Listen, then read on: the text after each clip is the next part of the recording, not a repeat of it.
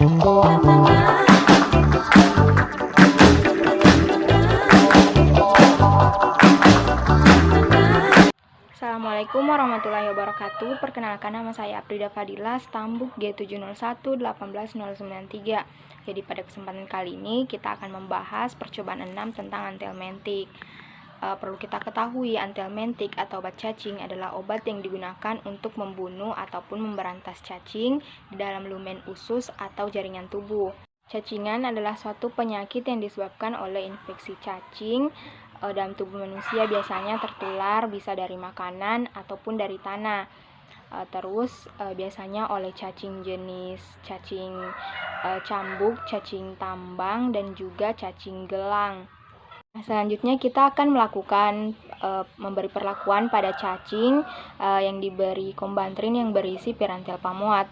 Apakah cacing akan mengalami paralisis spastik, flasid, atau bahkan mati? Dan bagaimana cara membedakan ketiga itu?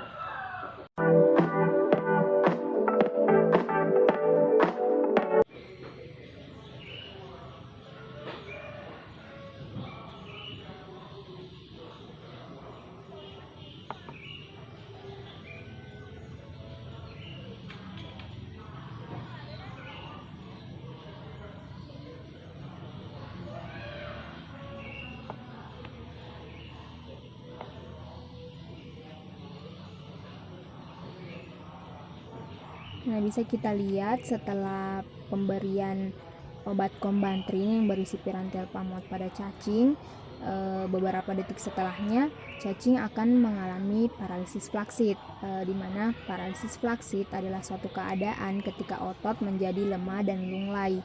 Kemudian tidak lama setelah itu cacing akan mengalami paralisis spastik. Paralisis spastik adalah suatu keadaan ketika otot-otot yang mengalami kelumpuhan menjadi kaku dan tegang sehingga muncul gerakan-gerakan tidak terkendali. Kalau kita lihat sih cacing seperti mengalami menggeliat. Cacing akan menggeliat. Baru tidak lama setelah itu cacing akan mati. Saya rasa untuk membedakannya sendiri pun tidak akan sulit. Ketika kita lihat cacing sedang lemah dan lunglai atau bahkan hampir tidak bergerak meskipun masih ada pergerakan, berarti cacing sedang dalam keadaan paralisis flaksid. Nah, ketika cacing kelihatan menggeliat, baru gerakannya kelihatan tak terkendali, berarti cacing sedang dalam keadaan paralisis spastik. Terus kemudian ketika cacing tidak lagi bergerak dan kaku, berarti cacing sudah mati. Nah, untuk cacing ukuran seperti yang saya punya ini, kita membutuhkan waktu kurang lebih hampir 20 menit sampai cacingnya mati. Kenalkan, nama saya Desi Natalia, Stambuk G701-18099, kelompok 3. Kali ini saya akan menjelaskan tentang bagaimana mekanisme cacing bisa masuk ke dalam tubuh manusia. Cacing itu bisa masuk ke dalam tubuh manusia melalui makanan yang dipegang dengan tangan kotor atau telah terkontaminasi oleh lalat yang terkontaminasi oleh telur cacing, yang mana karena cacing cenderung menyukai kelembapan, maka cacing akan berkembang baik dengan cara memakan sari-sari makanan yang masuk ke dalam tubuh manusia. Hingga nantinya pada saat bertelur, cacing biasanya akan mengeluarkan telur hingga 200.000 per harinya, yang kemudian akan dikeluarkan bersama feses manusia jika dalam feses dikeluarkan bersama dengan feses. Terus untuk cacing pita itu menular melalui makanan-makanan yang belum matang, atau juga dengan minuman yang masuk ke dalam minuman mentah, itu kayak air mentah yang masuk ke dalam tubuh yang telah terkontaminasi oleh larva cacing. Terus ada cacing kremi, ini hidup pada usus dan rektum, itu menular melalui telur-telur cacing yang tidak sengaja tertelan karena ukuran yang kecil, terbang dan kadang-kadang dihirup oleh manusia. Terus ada cacing tambang. Cacing ini biasanya masuk melalui pori-pori kulit. Karenanya jika kita berjalan tidak menggunakan alas kaki, cacing ini akan lebih mudah masuk ke dalam pori-pori kulit kita. Terus ada cacing gelang. Cacing ini menular melalui makanan yang sudah terkontaminasi oleh telur cacing yang dapat tumbuh dengan jumlah yang begitu banyak dalam tubuh.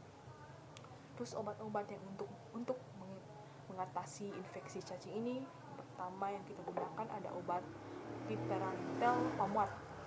Obat ini termasuk golongan antelmintik. Indikasinya sendiri untuk pengobatan infeksi yang disebabkan oleh parasit-parasit saluran pencernaan seperti cacing kremi, cacing gelang, cacing tambang. Dosis yang digunakan itu 11 mg per kilo. DM-nya 1 gram per dosis. Mekanisme kerja dari piperantel pamuat ini itu repalosis atau pemblokan neuromuskular, menghambat neurotesis, menyebabkan kelumpuhan pada cacing. Terus farmakokinetiknya itu absorpsinya kurang terabsorpsi dan melalui saluran gastrointestinal. Terus distribusi obat ke organ-organ dan jaringan tubuh kadarnya sangat sedikit. Terus metabolismenya di hati secara parsial. Waktu parunya terjadi sekitar 2 jam setelah konsumsi obat.